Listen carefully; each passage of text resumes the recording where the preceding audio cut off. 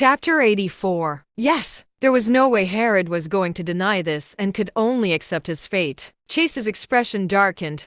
You're suspended from your position starting this very second. You and your nephew will undergo investigation in the meantime, which I will see to personally, and no mercy will be shown. Herod nearly fainted at the words. The thought of Chase finding out about his little schemes in the past and the consequences that were to come was too much for Herod. With that, he kneeled over and fell unconscious. Bernie finally realized that he had messed up big time, and his legs began to wobble. Chase had only brought one other person with him, but the power that radiated off him was undeniable. With the way Herod was looking, Bernie knew that the arrival of this guy implied that he was done for. Just then, the secretary behind Chase looked at the officers Herod had come with.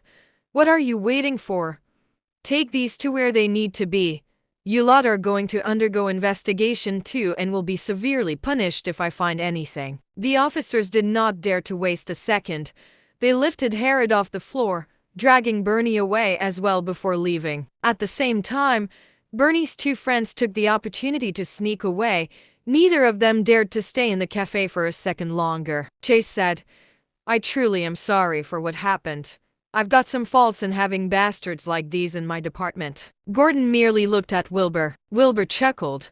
"You've got so many people in that department of yours, it's hard to watch over everyone at once. I'm glad on behalf of the citizens that you were able to handle this in time. Thank you, Mr. Brigado." "Oh, please don't say that."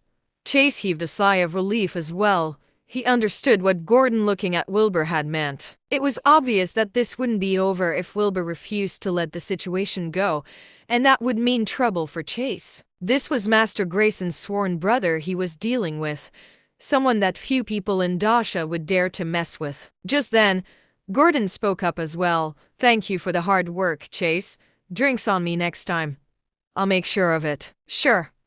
I'll take you up on that." Chase knew that it was time for him to leave, and he shook hands with Gordon and Wilbur warmly before bidding them goodbye. Just then, Wilbur came up to the dazed cafe owner with a smile.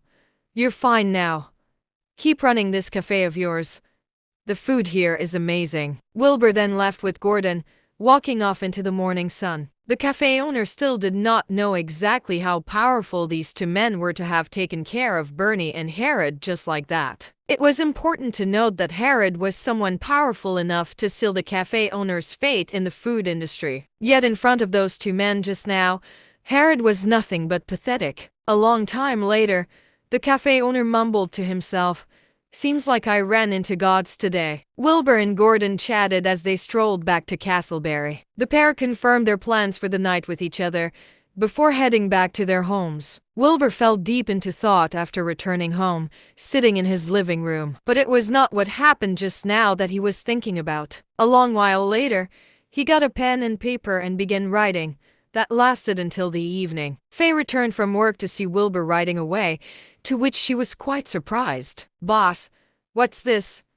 Are you planning to become a writer? Why did you call me that, and why did you say that?" Wilbur glared at her. "I'm going to the Graysons for dinner tonight. I can't just go empty-handed."